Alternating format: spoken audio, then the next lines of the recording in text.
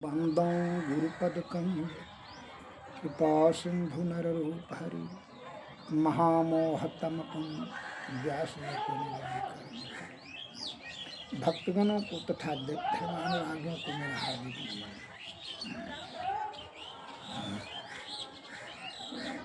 नमन। भागे बिंदुमयी शक्ति ललाट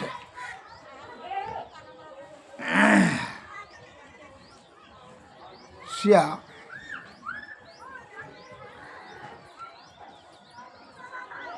परासके बिंदु मध्ये च जीवात्मा सूक्ष्म रूपेण वर्तते,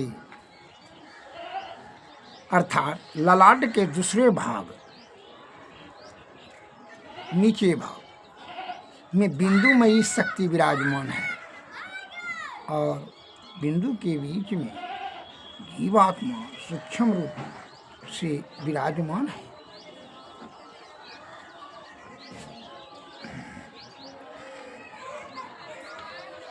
बहुत से जिज्ञासु प्रश्न मस्तिष्क में उठ जाता है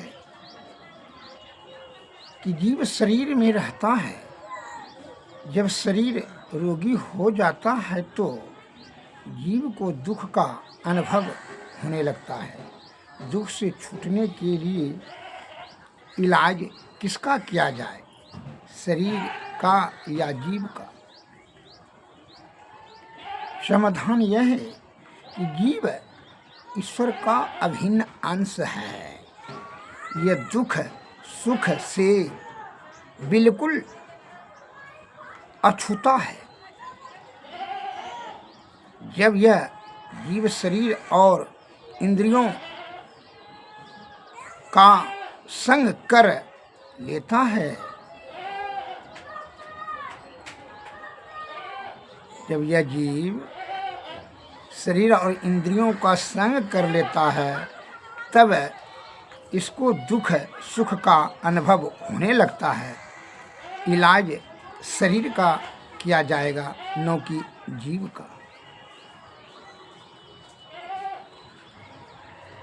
विद्वान समाधान कर करके हम मानव को समझा रहे हैं, बता रहे हैं। संत महात्मा लोग महापुरुष हैं। मृत्यु के पश्चात मनुष्य शरीर में रहने वाला जीवात्मा पुनः शरीर में आएगा या दूसरे जन्म शरीर में जाएगा। समाधान: शरीर छूटने के समय जैसी भावना होती है, उस भावना के अनुसार जीव को शरीर मिलता है। योगो शिखोपनिषद में कहा जाता है, देहावसान समये चिते यददति विभावयेत तददैव भावयेत जीव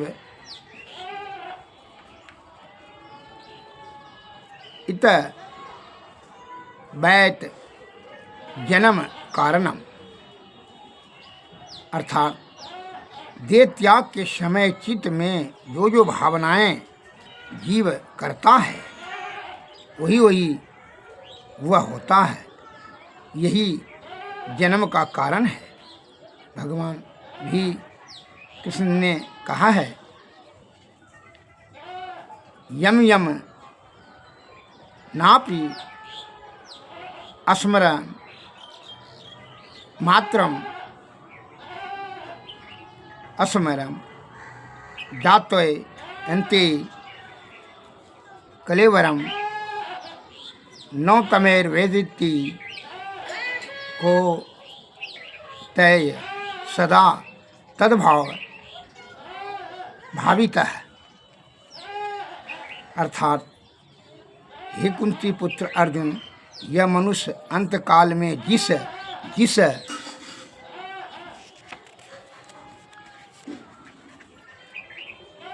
भाव को धारण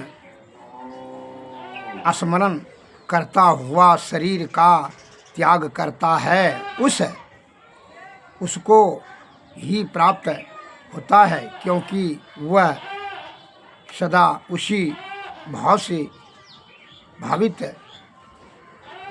रहा है। ऐसा जीव का वास्तविक कल्याण स्वर्ग प्राप्ति में या मोक्ष की प्राप्ति में ही है। अर्थात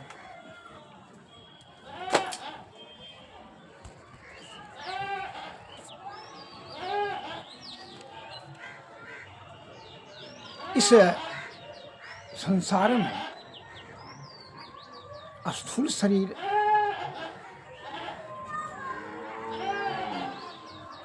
और सूक्ष्म शरीर, तो सूक्ष्म शरीर अर्थात जीव आत्मा को हमारे महापुरुष संत महात्मा गण यह बता रहे हैं कि जीव आत्मा को सद्गति प्राप्त करने के लिए अर्थात परम आत्मा प्राप्त करने के लिए ही जतन करना सर्वश्रेष्ठ सर्वोपरि कार्य है। उसके लिए संत के शरण में जाना उचित है। जब तक कि संत आपको मार्गदर्शन नहीं करेंगे, सत का संगति नहीं करेंगे, तो वह आपको उनकी कृपा से ही आप वहाँ तक पहुँच सकते हैं। दशम द्वार पर के माध्यम से परमात्मा कहा है कि आपकी संगति विषय से हो चुकी है। अब मन इसमें जो है बड़ी प्रबल है, और मन का हमेशा जो है गति जो है वह विषय की ओर है, विषय भोगी है। इसका कुसंगति के कुप्रभाव से आपको उसको ब्रह्म सुख का हो गया है, जिसके कारण से आसक्ति हो गया विषय से। अब इसका त्याग करना आपके लिए बड़ा मुश्किल हो रहा है। जैसे गंदी नाली का कीड़ा को शहद कुंड में दिया जाए, उसको अच्छा नहीं लगेगा।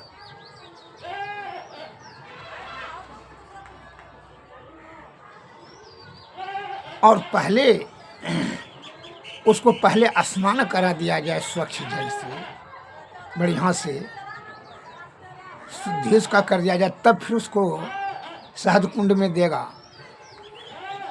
तब फिर उसका जब स्वाद जान लेगा तो फिर जो है ना वह प्रशंसा नहीं कर सकेगा अपने आनंद का।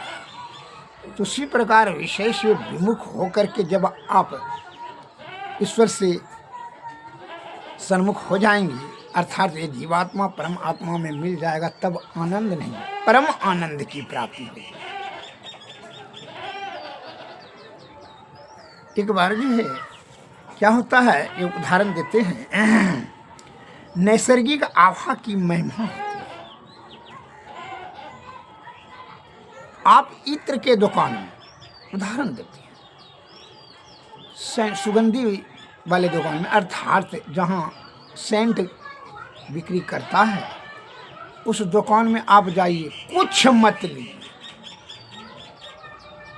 कुछ नहीं लीजिए, ना वो कुछ देगा आपको, कुछ मत खरीदिए, लेकिन फिर भी आपको मुफ्त में क्या होगा, खुशबू प्राप्त होगा। जबकि वो कुछ नहीं देगा, ना कुछ आप खरीदिएगा, तो पर भी उसी प्रकार वह नैसर्गिक लाभ मिला आपको। तो आप जैसे संत के पास जाइए, कुछ नहीं, संत महात्मा भी आपको कुछ नहीं बोलेंगे, और आप कुछ मत पूछिए, नहीं बोले पर भी जो है आपको सद्गुण आने लगेगा, दुर्गुण भागने लगेगा आपका। ऐसा कहे, यह नैसर्गिक महिमा की आभा है, यह प्राकृतिक है। आप जैसे कि चोर के साथ में जाएंगे, शराबी के साथ में जाएंगे, आप शराब पीजिए या ना पीजिए, बदनाम आप जरूर होंगे और उसका पाप का भागीदार ही बनना होगा। अगर यदि वो कोई कर्म करता है, चोर ने, शराबी ने, नशेड़ी ने, अपराधी ने, तो आप कुछ नहीं भी कीजिएगा तो पर भी आपको पाप का भागी बनना होगा और कुछ ना कुछ दंड आपको अवश्य मिल जाएगा। कुछ नहीं भी कीजिएगा और संतों के शरण में आप जाइए, कुछ नहीं भी कीजिएगा तो पर भी आपको महात्मा और संत, साधु संत कहने लगेगा और आपको दुर्गुण भागने लगेगा, सद्गुण आने लगेगा। यह उदाहरण है कि बहुत पहले की दूसरे देश में जो है अरस्तु नाम के बहुत बड़े विद्वान थे और उन्होंने मन में विचार किया कि सुकरात उस समय महान संत थे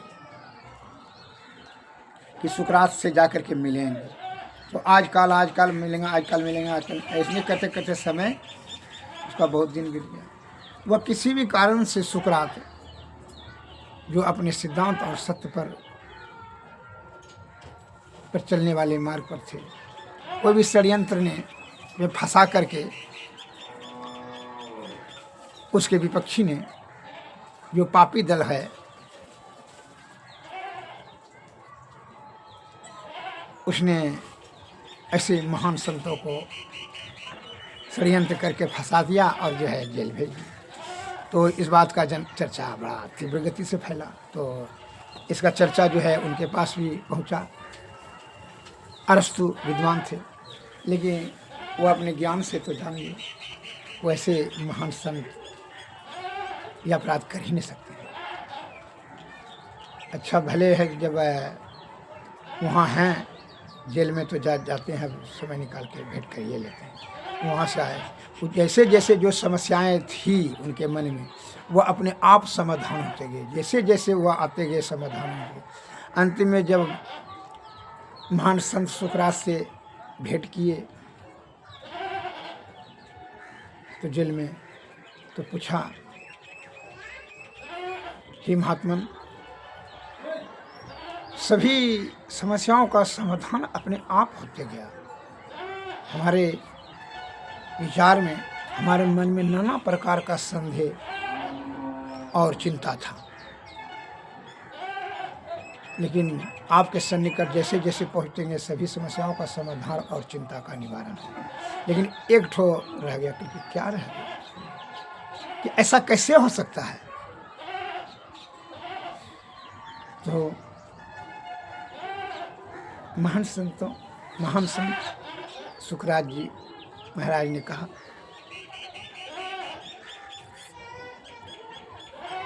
महान दार्शनिक कि देखिए इसमें यह है कि संत दरस फल परम अनुपा ब्रह्म दरस सहज जीव स्वरूप। संत का दर्शन होने से अलौकिक लाभ मिलता है। आप जैसे फूल के फुलवारी में जाते हैं तो दूर से ही आपको खुशबू आभास होने लगता है, जैसे जैसे उनके निकट जाते हैं तो खुशबू से मस्तिष्क भरते जाता है, आनंद प्राप्त होने लगता है। आपका जो बदबू से नाक भरा है वो सब अपने आप दूर होने लगता है। वही है संत, कोई ईश्वर के उनके ऊपर सदैव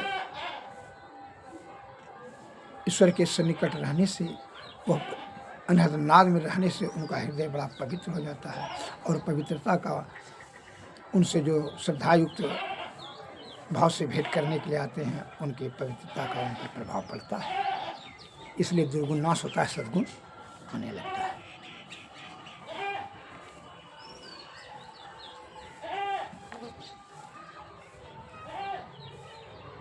संतों की रामकृष्ण परमहंस जी महाराज ने भी कहा है, संतों की अंतर ग्रंथियता, अंतर आत्मीयता के संबंध में सर्व साधारण का हृदय संतों की दृष्टि में कांच की अलमारी की तरह है। कांच की अलमारी में आप कुछ भी रखिए वह बाहर से दिखती है, उसी तरह संतों की दृष्टि इतनी पैनी होती है कि भीतर में भेदन कर आंतरिक रहस्यों को जान लेते हैं। संतों के शरीर की आभा सतत निस्तृत होती रहती है। संत का संग करने वालों में वह नैसर्गिक आभा प्रवेश कर उसको पवित्र करती है और जीवन में उज्ज्वलता प्रदान करती है। स्वामी रामकृष्ण परमहंस जी महाराज ने, जो कि स्वामी विवेकानंद जी महाराज के गुरु थे, उन्होंने यह कहा स्वीकार किया। स्वामी महान संत तुलसीदास जी भी ने कहा है कि संत दरस फल परम अनुपा, ब्रह्म दरस सहज जीव स्वरूप। तीर्थ करण फल एक है, संत मिलन फल चार, सदगुरु मिलन फल अनेक है, कहत न वेद विचार।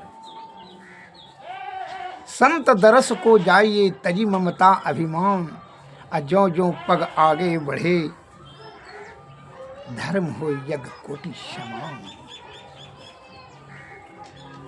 आप मोटे तौर पर एक ही उदाहरण जान लीजिए कि आप अगर यदि फुलवारी जा रहे हैं, फूल जहाँ का फूलों का बगीचा है वहाँ जाएंगे तो आप दूर से जाते जाएंगे तो आपको खुशबू से भरते जाएंगे, मन मस्तिष्क प्रसन्न होते जाएगा और खुशबू से आपका मन गदगद हो जाएगा। और जैसे कि आप सड़े हुए मुर्दा के तरफ जाएंगे तो आपका दूरे से जो है बदबू होना शुरू किया, मन घृणा से कष्ट से दुख से भर जाएगा। उसी प्रकार विषय क्या है, विष सबसे बना है। विषय में आपकी आसक्ति होने का मूल कारण है कि आप मायाबद्ध हो गए, अंधकार कुंड में गिर गए। वह प्रकाश, गुरु की प्रकाश के सहारे से ही आप ब्रह्म की तरफ बढ़ सकते हैं। और जब जीवात्मा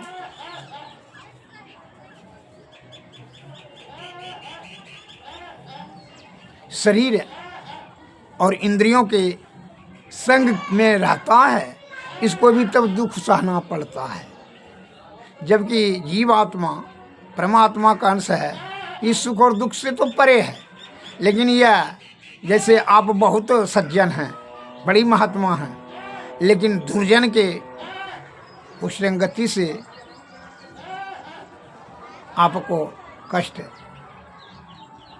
भोगना पड़ता है। वही दुर्गति जीवात्मा का होती है कि शरीर मल मूत्र कप पसीना ढोने वाला शरीर और इंद्रियां के कुसंगति के कारण से इसको दुख होता है। और इसी को सुसंगति में लाने के लिए ईश्वर प्राप्ति करना जीतेगी अति अनिवार्य है। इसलिए हमारे महान संत, हमारे गुरु महाराज की वाणी में आया है कि जीते जी ही ईश्वर प्राप्ति कर लें, अन्यथा जीवात्मा की दुर्गति निश्चित हो जाएगी।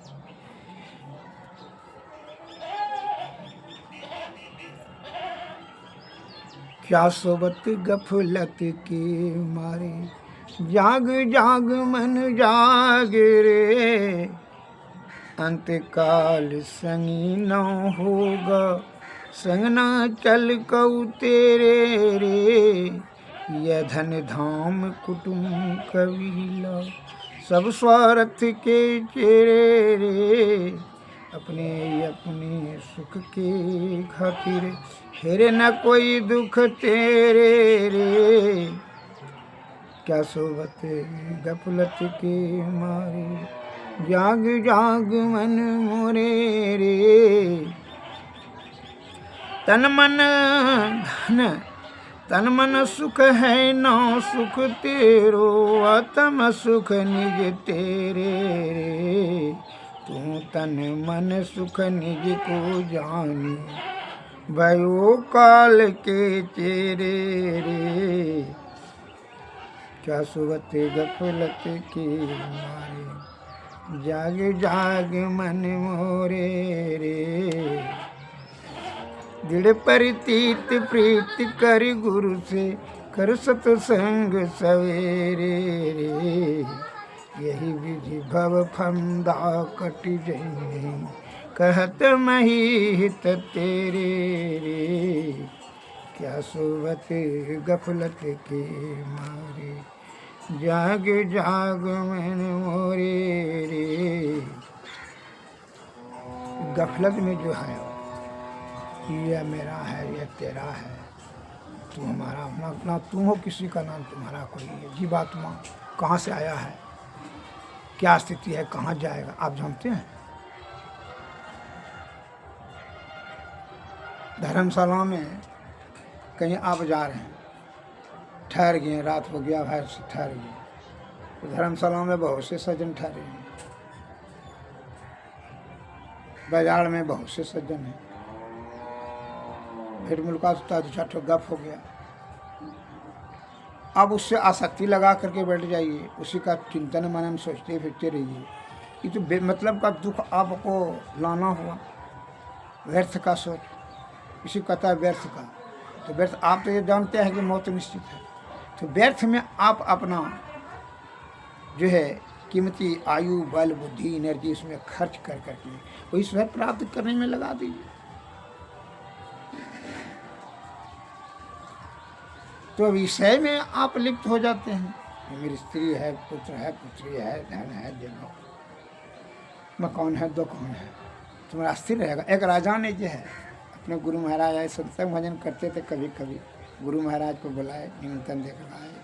गुरु महाराज को बड़ा खुशी से देखा, देखिए मकान ये बनाए हैं, इसमें जो है ना चांदी का पिलर दिए हैं गुरु महाराज, देखिए कितना करोड़ों रुपया खर्च हुआ है, बहुत देखिए चकचक करता है, बहुत पत्थर, संगमरमर का पत्थर लाए थे विदेश से खरीद, बहुत रुपया लगा है, 3-5 साल से इसको बनाइए रहे, करोड़ों रुपया खर्च करें महल को। ये क्या है कि इसमें कोई दुर्गुण है?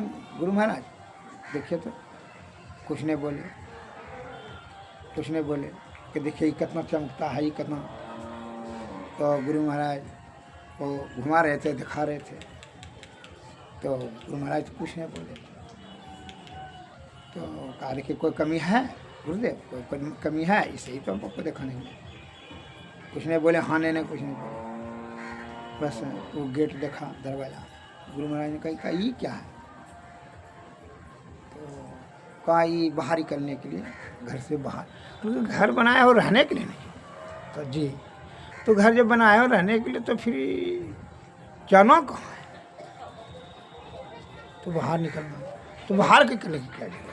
घर जब इतना करोड़ों रुपया खर्च कर करके 5 वर्ष लग गया बनाने में, संगमरमर से चांदी का, सोना का पिलर, फिर इतना रुपया खर्च कर दिया, फिर बाहर जाने की जरूरत है? इसका मतलब तुमको निश्चित है कि बाहर जाना है, तो ठीक है जाना है तो आप है। इसलिए यही सबसे बड़ा दुर्गुण है कि बाहर भी जाना है, ये निश्चित है कि मरना भी है। इसलिए ये शरीर रूपी जो घर है, इससे भी जीवात्मा को बाहर जाना है। ये पहले व्यवस्था कर लो, जो बाहर जाना, जहाँ स्थायी रहना है, ईश्वर में मिल जाना है, मिलाने का बुद्धि पहले लगा लो, यही सबसे श्रेष्ठ कार्य रहेगा।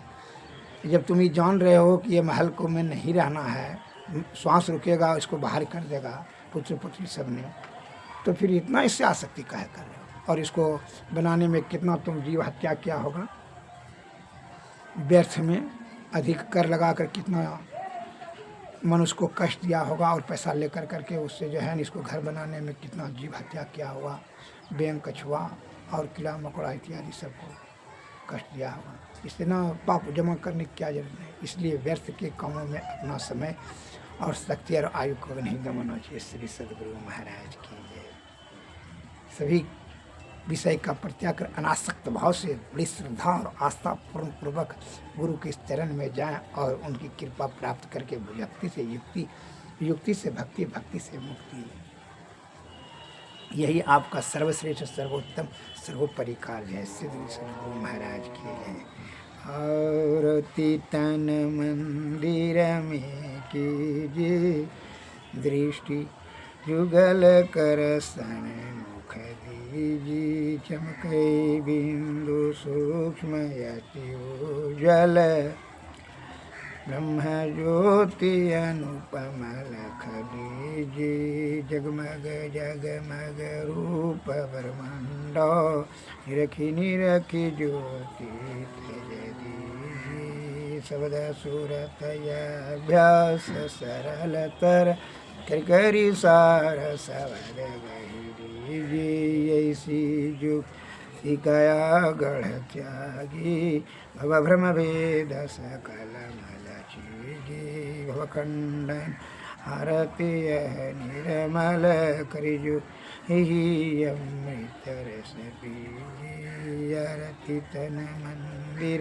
में कीजिए दृष्टि, जुगल कर सन मुख दीजिए। श्री सद्गुरु महाराज की जय। श्री